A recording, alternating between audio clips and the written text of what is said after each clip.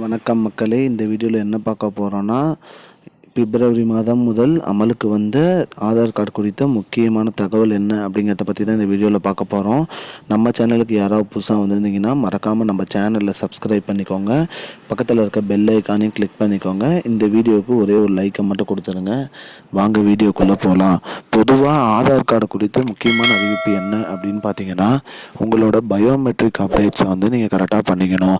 அதை தான் சொல்லியிருக்காங்க. அது மட்டும் இல்லாமல் உங்களுடைய ஆதாரில் ஒரு சில மாற்றங்களை ஒரு முறை தான் மாற்ற முடியும். குறிப்பாக பார்த்தீங்கன்னா, உங்களுடைய பாலினம், அதாவது ஆண் பெண், அந்த பாலினம் மாற்றுறது ஒரு டைம் தான் மாற்ற முடியும். அதே மாதிரி உங்களோட டேட் ஆஃப் பர்த் அதையும் ஒரு டைம் தான் மாற்ற முடியும். அட்ரஸ் அப்படிங்கிறத நீங்கள் எத்தனை டைம்னாலும் மாற்றிக்கலாம். ஆனால் அதுக்கான ப்ரூஃப் நீங்கள் சப்மிட் பண்ணணும். ஒன்று பேன் கார்டு, இல்லை ஓட்டர் ஐடி, இல்லை பாஸ்போர்ட்டு, அந்த மாதிரி அது ப்ரூஃப், கரெக்டான அட்ரஸ் ப்ரூஃப் இருந்தால் அட்ரஸும் மாற்றிக்கலாம். அப்படி இல்லைனா அட்ரஸும் மாற்ற முடியாது. அதே மாதிரி உங்கள் நேமையும் ஒரு டைம் தான் சேஞ்ச் பண்ண முடியும். நேமில் ஏதாவது ஸ்பெல்லிங் மிஸ்டேக் இருக்குது, அந்த மாதிரி இருக்குது அப்படின்னு பார்த்தீங்கன்னா, அதை நீங்கள் பக்கத்தில் இருக்கிற ஆதார் சேவை மையமுக்கு சென்று அங்கே தான் நீங்கள் மாற்ற முடியும். ஆதார் சேவை மையம்னா இந்த போஸ்ட் ஆஃபீஸில் மாற்றுவாங்க, இல்லை தாலுக்கா ஆஃபீஸில் மாற்றுவாங்க.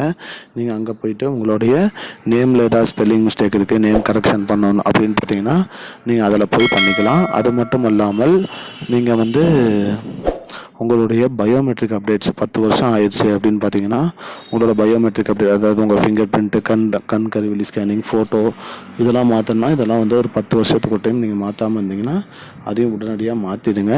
அது மட்டும் இல்லாமல் உங்களுடைய ஆதார் எங்கெங்கே கொடுத்துருக்கீங்க, லாக் அண்ட் லாக் சிஸ்டத்தை பற்றி நான் வீடியோ போட்டிருக்கேன்.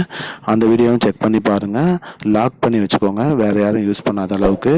இதுதான் இப்போதைக்கு முக்கியமான பயனுள்ள தகவல். இது போன்ற பயனுள்ள தகவலை தெரிஞ்சுக்கொள்ள நம்முடைய சேனலை மறக்காமல் சப்ஸ்கிரைப் பண்ணுங்கள். நன்றி. I don't understand your jokes, man. Because it's not a joke. முன்ன பின்ன தெரியாத ஒரு பையனுக்காக விடுற அந்த மனசு இருக்க, அதான் கடவுள்.